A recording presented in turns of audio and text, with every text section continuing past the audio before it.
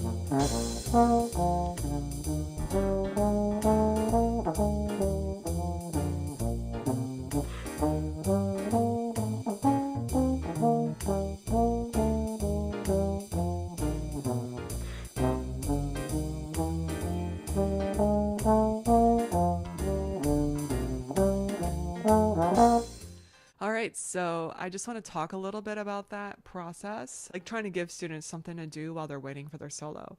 So this is one great opportunity to just really hone in. But what is it about this, and how do you create a walking bass line? Ideally, you could just do it from scratch, but how do you create that, or how do you even make one that sounds good?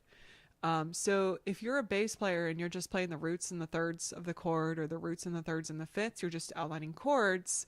That's one great way to start, is the arpeggios. The way to make it sound good is to anticipate the chordal tones by 2 half steps. So for instance, if you look at the first measure, it's outlining the B flat 7 chord, which is the C7 chord for trumpet, G7 chord for alto. But the last note is a half step down from F, which is anticipating the next note, which is the root of the second chord. So this is specifically developed to be able to teach that concept of how to use chromaticism in your walking bass line to approach the chordal tunes. So for music educators, if you just tell that to your bass player, eventually they'll start doing it. And to non-bass players who want to learn the bass line or learn how to play the bass line or want something to do, so just approach your chordal tones by 2 half steps.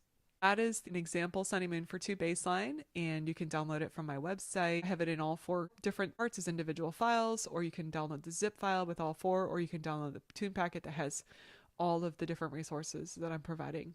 Oh, another thing I wanted to talk about with this. We're using simple changes in all of our PDFs, and that means that we have not included a lot of the spice to the life, the things that jazz musicians do to make a blues more interesting. And that's by design, because these are educational videos. But if you ever go into a jam session, or you ever start playing this a lot and bass players get tired of the B-flat blues real quick, it's actually a lot more fun to add in substitutions. So I've actually incorporated those substitutions into the bass line. I've outlined, for instance, the last 2 measures. It's actually outlining a 1-6-2-5.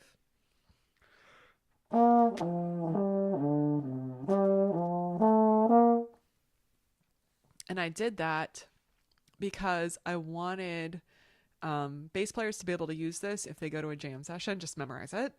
And the reason is because a lot of people will add in the last 2 measures, the dominant 6 chord, the minor 2 chord, and the 5-7 chord. And so if that doesn't make any sense to you, 1625, have no fear. It's just a heads up that that's outlining chordal substitutions that are very typical in a jam session.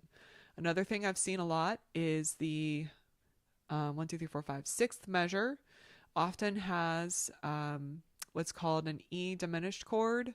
So it goes up a half step. And so the fifth measure, as you know, is E flat 7 concert, which is F7 for trumpet, C7 for alto. It's also known as the 4 chord. So what musicians will do is they'll just take the bottom note, go up a half step, but keep everything else the same. So it's called E diminished, which is the same thing as F sharp diminished for trumpet and C sharp diminished for the alto. So here it is again, fourth measure to fifth measure substitution.